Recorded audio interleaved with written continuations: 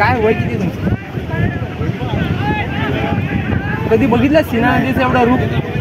हां नाही पहिलंच. तुझ्यापूर्वी कधी 50 वर्षापूर्वी पहिलं पाणी का एवढं पाणी का वाढलं तुम्हाला?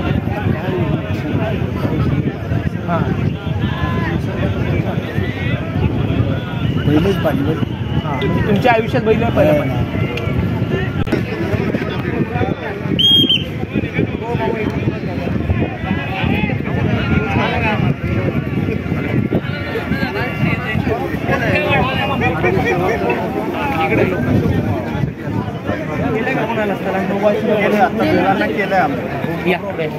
काय नाव तुमचं?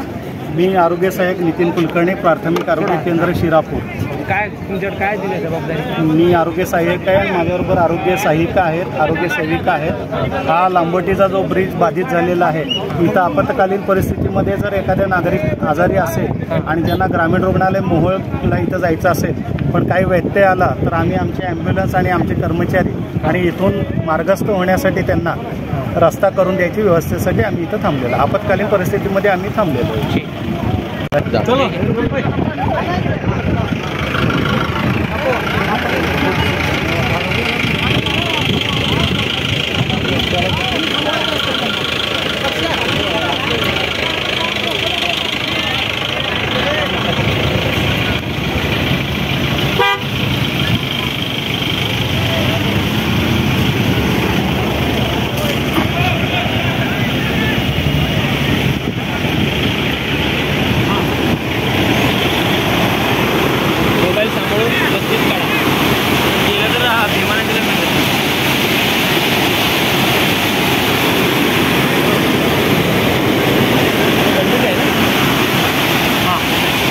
आपण सध्या लांबोटी पुलावर आहोत आणि या ठिकाणी सीना नदीला महापूर आलेला आहे आणि त्याचा जो रुद्र अवतार आहे ते पाहायला मिळत आहे. याच लांबोटी पुलाच्या खाली ही सीना नदी अशा पद्धतीनं भरभरून वाहत आहे. तिचं महाभयंकर रूप तुम्ही पाहू शकता सीना नदीचं.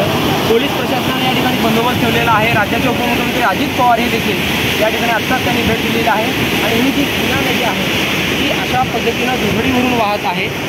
आम्ही तुम्हाला दाखवतो व्हिडिओमध्ये की सोलापूर पुणे मुंबई महामार्गावर हे जे दृश्य आहे, लांबोटी गावाजवळ जो नॅशनल हायवेचा ब्रिज आहे त्या ब्रिजच्या खाली वाहून जाणारी ही सीना नदी आहे.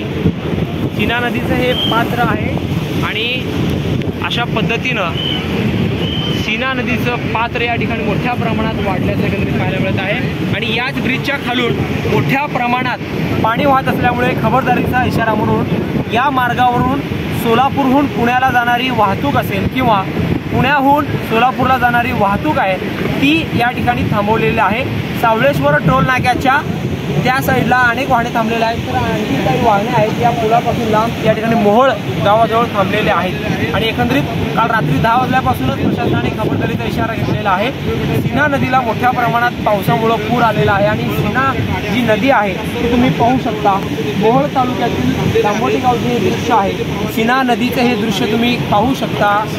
कशा पद्धतीनं हे पाण्याचा आवाज देखील तुम्ही पाहू शकता.